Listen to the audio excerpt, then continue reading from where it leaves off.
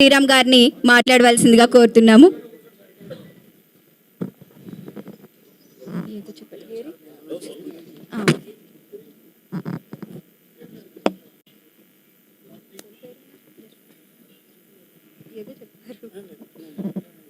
నేను భయపడ్డానండి. ఇక్కడ ఏ భరణం ఎవరో అంటారు, నిమిషమే టైం ఇచ్చామని కంగారు పెట్టేసి ఏం మాట్లాడాలో ఏం మాట్లాడలేదో తెలియక కంగారు పడతామని 4 మాటలు రాసుకొచ్చాను, అది చదివేద్దామని. అది చదవడానికి ముందు ఏం మాట్లాడగలనో ప్రయత్నిస్తాను. ఇక్కడ ఎవరు లేరు, భరణలు లేరు కాబట్టి ఇంకా రాలేదు.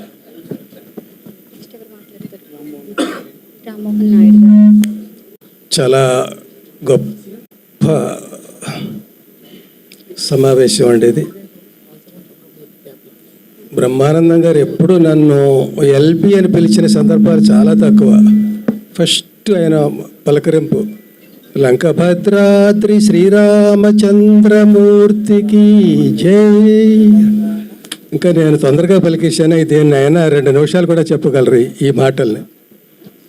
అంత అభిమానం, ప్రతి అక్షరాన్ని అలా ఒత్తి స్ట్రెస్ చేసి అభిమానం వలకపోసి అలా పలకరించేవారు. ఎన్ని అనుభవాలు. ఇంచుమించుగా సగం షూటింగ్లు అన్నపూర్ణ స్టూడియోలో జరిగేవి అప్పట్లోనండి. మేము ఎప్పుడు 10 మందికి తక్కువ ఉండేవాళ్ళం కాదు. కాంబినేషను అన్నపూర్ణ స్టూడియో ఇంటికి ఎదురకుండా మా ఇల్లు. లంచ్ టైంలో సరదాగా అందరం ఒక 5-6 10 మంది మా ఇంట్లో భోజనం చేసేవాళ్ళం. భోజనం నాది కాదు, క్యారియర్లు వచ్చేవి. మా ఇంట్లో ఏవో చట్నీస్, పచ్చళ్ళు, ఆవకాయలు ఇలాంటివి ఏవో పెట్టేవాళ్ళం.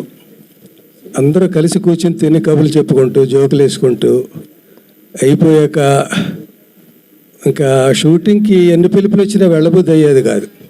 ఈయన అనేవాడు, అరే ఎంఎస్ నాది కూడా నువ్వు యాక్ట్ చేసేసిరారా, నేను పడుకుంటాను కాసేపు అనేవాడు.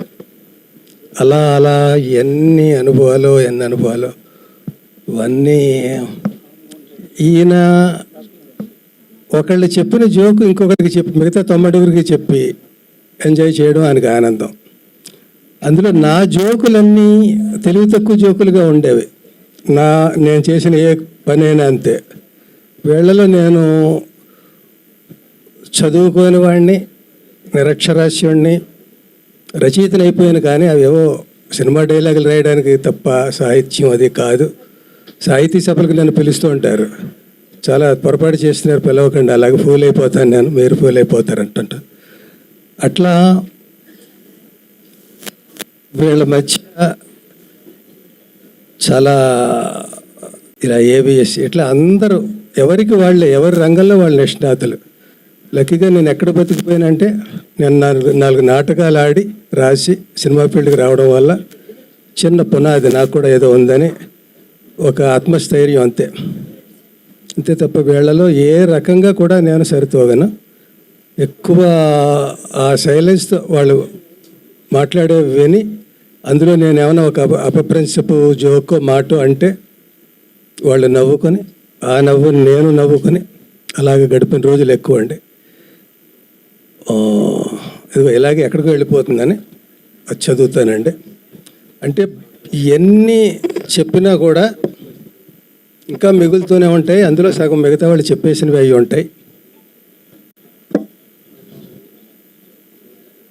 చేసి ఎవరు స్క్రిప్ట్ ఇవ్వలేదు, నేనే రాసుకొచ్చాను.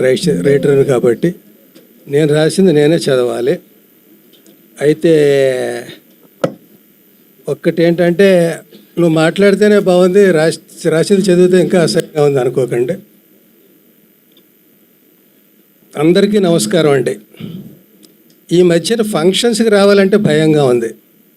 కారు ఆగి దిగుతుండగానే జనం చుట్టుముట్టి వయసు 70 వచ్చి కొంచెం కాళ్ళ నొప్పులు వచ్చి నడకలో చిన్న తేడా వచ్చినా సెల్ ఫోన్స్ గన్స్లా ఎక్కువ పెట్టేసి షూట్ చేసేసి ఈ నటుడిని గుర్తుపెట్టారా, చూడండి పాపం ఎలా అయిపోయాడో, నచ్చితే లైక్ చేయండి, కామెంట్ చేయండి, షేర్ చేయండి, నానా బేభత్సం చేసేస్తున్నారు. దెబ్బ తగిలితే రక్తం కారక రసం సాంబార్ కారుద్దా అన్నట్టు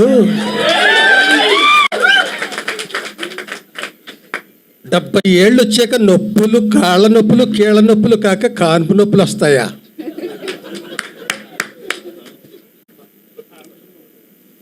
అందరూ బ్రహ్మానందం గారు అయిపోతే హాస్యం బ్రహ్మ పదార్థం అయిపోదు.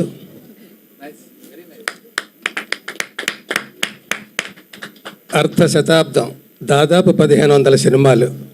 పోటీ నలుగురు మధ్య అయినా, 40 మంది మధ్య అయినా, రాబోయే ఇంకో 80 మంది మధ్య అయినా, తరతరాలతో తలబడిన తరగని చరిష్మా. అది థియేటర్కల్ సినిమా అయినా, ఓటీటీ అయినా, టీవీ అయినా, సెల్ ఫోన్ అయినా, సోషల్ మీడియా అయినా, ఈవెంట్ అయినా, యాడ్ అయినా, మీమ్స్ అయినా, ఏదైనా ఎక్కడ చూసినా ఆయనే. ఆయనతో నటించని నటుడు లేడు, ఆయన నటించని సినిమా లేదు, ఆయన నటించిన పాత్ర లేదు, అసలు ఆయన నటించక్కర్లేదు, అసలు ఏం చెయ్యక్కర్లేదు, ఆయన కనిపించక్కర్లేదు, జస్ట్ ఆయన గుర్తొస్తే చాలు నవ్వు వచ్చేస్తుంది. ఒక్క మాటలో బ్రహ్మానందం గారు ఒక అపురూపం. ఆయనది ఒక హాస్య విశ్వరూపం.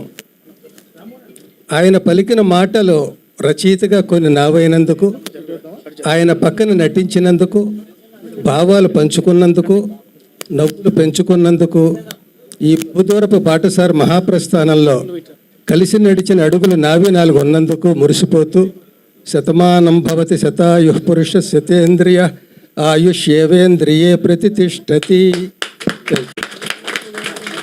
Thank you sir, thank you so much. చాలా చక్కగా మాట్లాడారు. మీ మాటలే మిమ్మల్ని